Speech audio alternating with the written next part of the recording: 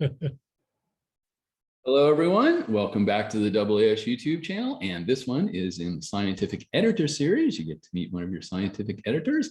And I'm very happy to have scientific editor Dan Scheeres with us today. Hey, Dan. Hey, Francis. How's it going? We are recording this on October 1st, 2021. And the great heat knob in Phoenix has been powered down. So we have definitely entered the fall here as we've gone past equinox. So most people are pretty happy about that. Although when you tell people it's still 80+ degrees, they go, oh my gosh, it's so hot. But it's actually, for Phoenix, it's very nice because the humidity is down into the single digits. And so it's very nice. And where are you at, Dan? I am in Boulder, Colorado. Boulder? Yeah. Has it snowed yet? Pardon? Has it snowed yet? No, it hasn't. And actually, man, the last few years we've had big September snows. I think last year we had a couple feet early in September. Wow. Which was kind of hard on the trees and all that, but it was kind of fun to see it all go away in a day or two. But yeah, it's a little cool here, but it's, the temperature in Boulder, it goes all over the place. So yeah, you get that Rocky Mountain, just wait a day or so and it'll change. Yep. As it rolls down. Very cool. You have some awesome models there over your left shoulder. Are those all missions you've been involved with? Not necessarily. Some are from past missions. Some various trips, people give me little spacecraft models and all that. Cool. And so I just like to collect them and proposals that weren't funded, but we still have the model and all that. But then also some other ones that are real and moving forward. Awesome. Yeah. Very cool. Well, at least you got a memento out of the proposal process. So, it's all good. Something cool to show. That's right. That's right. Yeah. And I think actually you have some asteroid models, 3D asteroid models. Yeah, I do actually. I've got a whole collection of them. Let's take I'll just grab a few. Okay. This is one that might be familiar to people. Oh, yes. Ragu. Yes. Yeah. In fact, we just did a video of some analysis of that. 2 of them. Oh, okay. Yep. This is the old favorite, Itokawa. Eros. This is old school. It's not a 3D print. It's actually cast. Wow. Sort of cement-like substance. Yeah.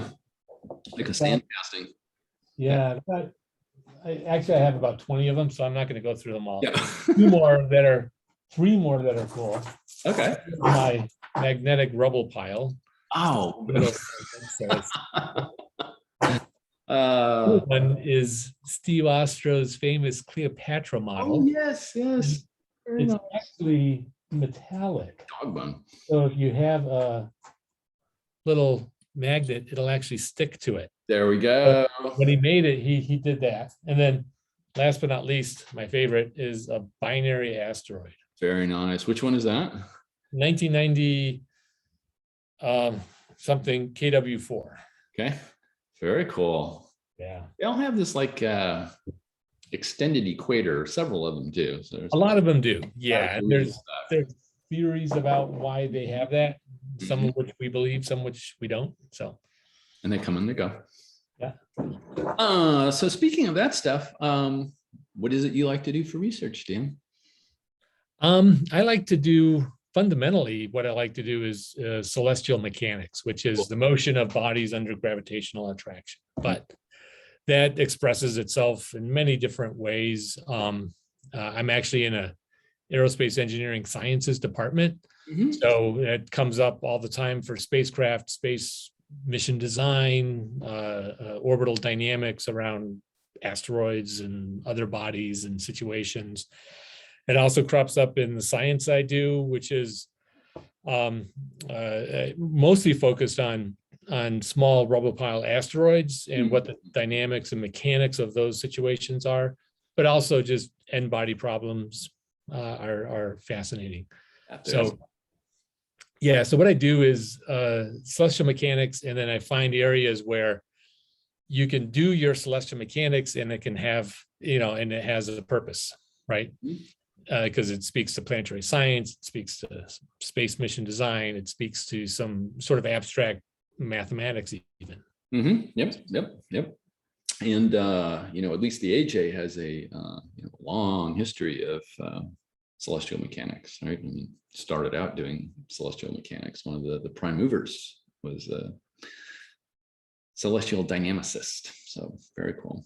So I'm always curious how people get into the fields they do, right? I mean, within the broad spectrum of astronomy or something like that, there's 1,000 things one could do. So how did you get into celestial mechanics and asteroids, and what then how did that happen? Yeah, so getting into sort of celestial mechanics or astrodynamics, whatever you want to call it. When I was when I went to grad school, or actually went into undergrad, I got to take some grad classes, and I took an orbit mechanics class, and I was like, this all makes sense. Cool. It's clean, and yeah, I like it. so that, I sort of bit at that point and was able to get work on or go to grad school and work with an advisor who was willing to just let me do some very bit abstract stuff in celestial mechanics. And so that gave me this great toolbox of all these different methods, dynamical systems theory and other topics. But I didn't really have much to, I had all these tools, but I didn't know what to do with them. Okay. So I got a job at JPL to do navigation, actually. And the guy who hired me had moved on by the time I showed up. So my boss was like, who the heck are you? I walked in and said, I'm here. And he said, who are you? So they sort of randomly assigned me to this mission that JPL was going to do the navigation for, which was the NEAR mission, Near Earth Asteroid Rendezvous. Yeah. And so that got me connected to asteroids, and it was a little random, right? You could have put me on something else. Yeah. But what I realized is that there are all these questions about asteroids, asteroid dynamics and their mechanics, all these interesting things that were worthwhile questions to ask. And that I realized I had the tools that I could analyze these systems as dynamical phenomena, as celestial mechanics phenomena. Yeah. And every time I'd ask the scientists, well, when are you going to have some understanding about this aspect of it? They said, oh, that's a good question. Never, because no one's working on it. But I sort of realized that I needed to, there was an opportunity. And then I also started working with Steve Ostro, who was a pioneer in radar astronomy of asteroids. And we built up a collaboration while I was at JPL. And then that also really got me sort of inserted into the planetary science community. And so that's where my interest in asteroids, which is my main tie to astrophysics, planetary science, and all that sort of took off. Cool. Very cool. So from that initial seed and subsequent early evolution, at some point you must have published your first AAS Journal article. Do you happen to recall what that was and when that was? Yeah, I actually think my first AAS Journal article was not so long ago. It was like maybe even just 10 years ago, 10, 15 years ago. And it was actually on some work we were doing once I arrived here at Colorado, treating asteroids as granular mechanics particles, and otherwise known as rubble piles. Right. But sort of applying the theory of granular mechanics to these asteroids. And when we were thinking about where to publish it, really Apogee for us seemed to make the most sense, because that was it's sort of physics, but it's kind of weird astrophysics type of stuff. And yeah, so that was the first paper that we submitted to an AAS journal. Cool. So we're going to put a link to that article in the description below the video if you're interested in checking out Dan's first AAS Journal article. Okay. So time went on. And at some point, you decided to become a scientific editor for the AAS Journals. And so I have two associated questions with that. When, and then why? Why would one want to become a scientific editor? And what corridors or what topics then, I mean, obviously in your research, but corridors do you cover in that? Yeah, so I guess my pathway is a little different. First of all, you should never ask me when, because I have no idea. Um, sometime Okay. longer than 6 months ago. Sometime in the past. Yeah. Okay. Okay. So why? So actually, I came on. If you go back in time a little bit, the AppJ and AJ were actually run by different editorial boards. Yes. And maybe the AppJ one had the supplements and letters in there, but AJ was separate for historical reasons. So actually, I was brought in as an AJ scientific editor first, and that was in order to handle celestial mechanics type papers. That's where natural home for it. Yeah. And I mean, if you go back in time in the 60s, AJ was super focused on celestial mechanics type papers and all that, maybe over focused, so that then there was maybe a movement away from that. And there's lots of other great journals that published in this area as well. And there was sort of an interest to bring back some editorial expertise in that area. So that's sounded like a good deal to me. It was actually, I think, facilitated by Mike Ahern. Yes. For some reason, he thought that I would be a worthy candidate, and he sort of lined that up. Cool. So, so I started out in AJ, and then I guess a few years after that, 5 years, all the editorial boards got merged. Right. Into AAS Journals, right? So there was a single entity as opposed to several. I think that was 2016, if I remember right. Thereabouts, around there. Yeah, so I probably started AJ like 2012-ish or so, 2010, 11. Cool. Yeah. So not everybody necessarily may know. So what does a scientific editor do on sort of a day-to-day basis? Or, some people do it weekly, but what's sort of the usual flow, your usual flow? Yeah, I don't do it every day, but I certainly do it more than once a week. So every couple days, maybe. Good. Good. I'll sit down, often at night, but not always. And I pull up my page on the AAS Journals, and and this is where we manage all of the papers. So paper gets submitted to the journals. It goes to one of the section leads. Is that what we call them? Lead editors. Yeah, I'm not good at terminology. All good. And then they have they sort of decide which one of the scientific editors should handle this. They invite you to be the editor for this particular paper. Usually you say yes. Occasionally I say no, because either I know the people, or and I don't think that's the right thing to do, or I think it's too far out of my area. I don't know anything about this. But vast majority of the time I'll accept. Then I have to take a look at the paper, read it, and make sure I understand what the topic is, and start thinking about who good candidates for referees would be. And then I start inviting referees. I only do one at a time, because we generally, unless it's PS or Planetary Science Journal, that they want two referees. All the other AJ or AAS journals want one. And so I usually go one at a time with some invitations, and sometimes it's appreciated. Even if someone says no, if they say no quickly, that's great. That's okay. They say yes quickly, that's better. Better. They say nothing, then, then you send a couple of reminders, and then at some point say, well, okay, I'll move on to someone else. Yeah. Move on. Yeah. Yeah. And then, so then it goes off into their queue.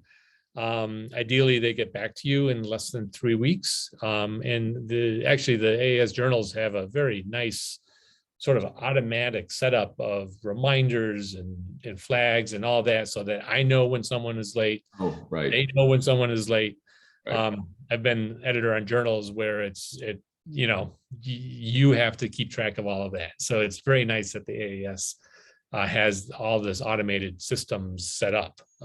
It makes it much easier to be an editor for them. And then, yeah, the reviewers give their opinion, and they usually go across the range of opinions. And then I look at it. If it's a difficult one, I might sit on it for a day or two and think about it. And then I pass a decision off to the authors, and usually inviting them to revise and resubmit and go through this process again and again. Okay. Roughly how many new manuscripts do you get coming in a week? Is that 1? Is it 5? Is it 10? Yeah, it's a little lumpy, some Okay. sort of croissant. Yeah. Yeah. Some weeks it seems like I get 10. Some weeks I get like 1 or 2. I think on average, I probably pick up 5-ish. Okay. Maybe less, maybe more. And there are seasons for these things. Sometimes you get a lot, sometimes there's none. Yeah, it's sort of interesting. Yeah. Yeah. So that means probably in steady state, you probably got at any given time, 5 a week, you probably got about 50 or so that's in some state, right? Waiting for review is the A state. Waiting for revision can be the longest state. Right. But yeah, in steady state, you probably got 40 or 50 balls all in the air. Yeah, some of the waiting for revision, I guess I'm not very good at cleaning up and just getting rid of them. Some of them have been sitting there for a while. I probably shouldn't say that, but honesty is your best. Honesty is best. I should have just rejected, at some point you fall off the edge, right? Right. But yeah, that's probably roughly right. And it definitely varies over the years and through the year. So yep, depending on follows academic calendars a little bit. It follows seasonal calendars a little bit. It certainly follows proposal seasons a way bit. Yeah, and then there's just the Monday effect. I seem to get more on Monday than anything else, because everybody submits on Friday or over the weekend and come in on Monday, and it's there's a lot to do. So you talked about when they come in and you give it a read. So what do you think makes for a good, solid initial submission to the journals? Yeah, that's a great question. At some level, I'm just I don't want to be too prescriptive, because I'm interested to see what people come up with, right? Yes. So if I just put my own blinders on, I might exclude a lot of good ideas. But a key always, of course, and this goes without giving, is it should be well written. Okay, and not flowery grammar or words or anything like that, but just clear. And I find it best if they start off, especially in the intro, with a clear statement of the general area that they're looking at in this paper, a good, pretty comprehensive review of what's gone on before, how all of that feeds together into the main question that they want to do, and then sort of a clear statement of what they do in this paper, or what they claim to do in this paper. And you can have submissions that have a lot in any one of those areas, but if they don't have it all together, it's not a real package. Sometimes you get papers and all they do is talk, they start at Newton, then they go to Gauss, and then they go, and then you realize, okay, all they did was talk about a bunch of old people, and then they said, oh, we did this, Magically, our result popped out of talking about Gauss. Yes. Okay. That's not a good initial submission. Yeah. So I like that. And then, obviously, if they reference current authors in this field that have done contributions and things that support what they're trying to do, or have been the previous step in what they're trying to do, that's also very helpful as an editor, because then that gives me a place to start looking. If I'm not intimately familiar with the topic, I can make sure that I can trace out what community should I be thinking about looking at for this particular paper. Cool.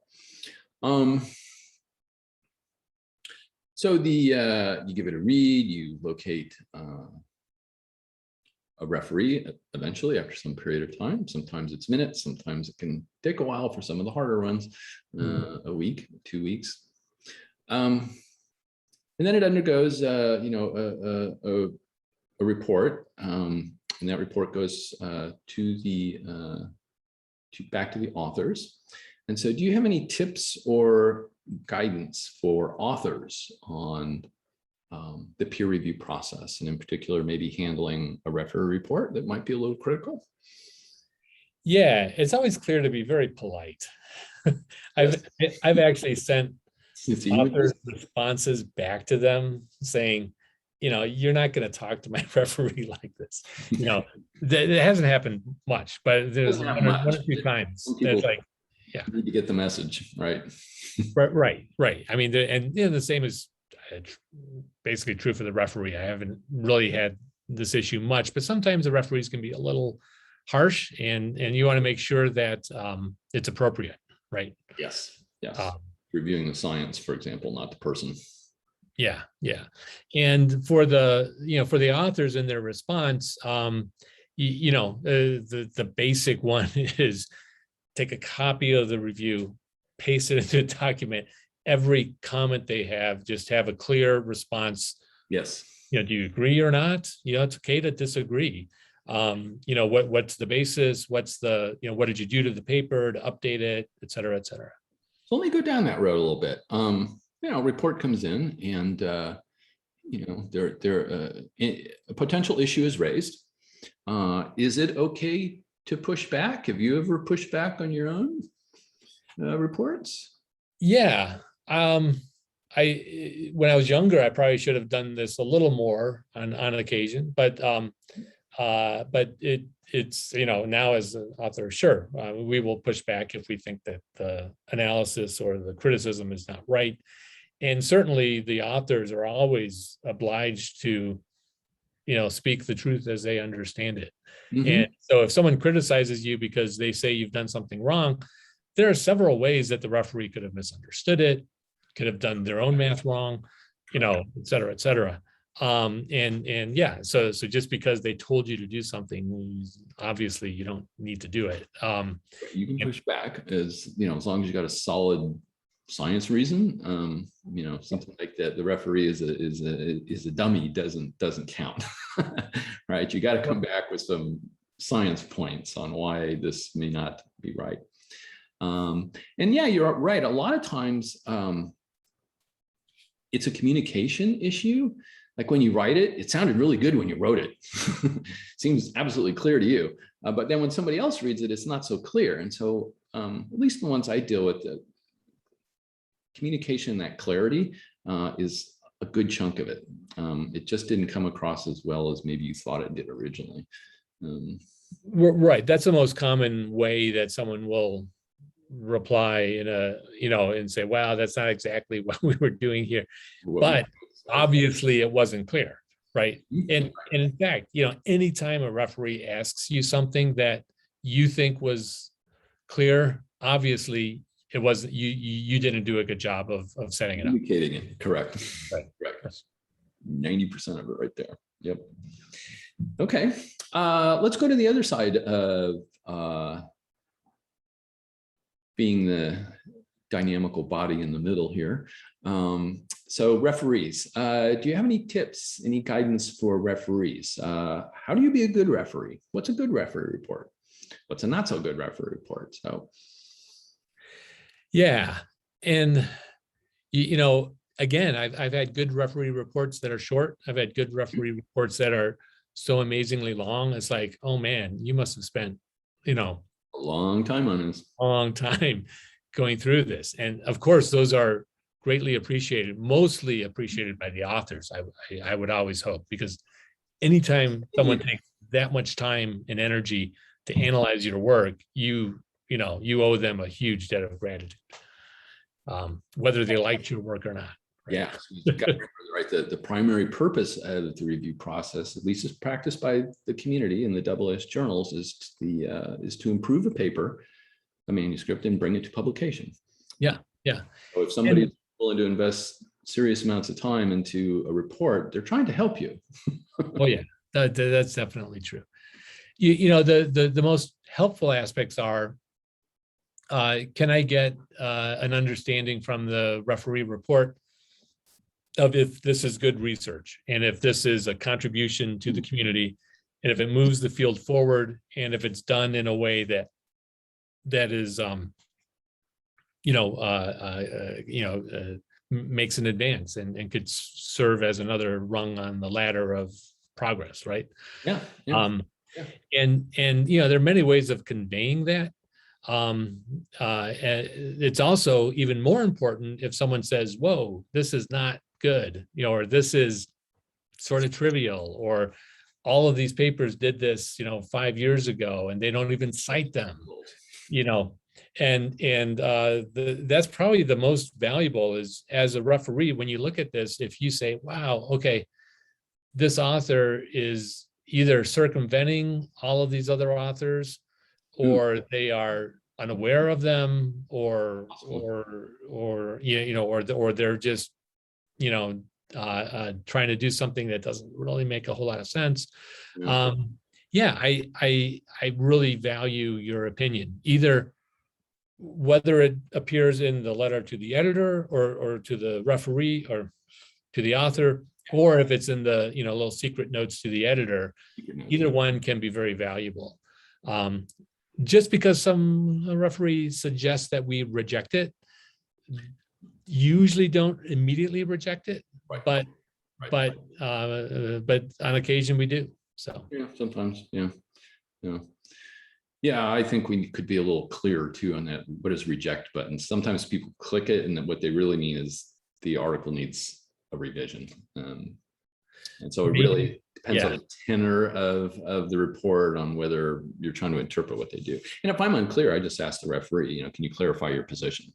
Do you really mean reject just this version? In other words, you're willing to do take a look at a revised manuscript, or do you mean reject any version?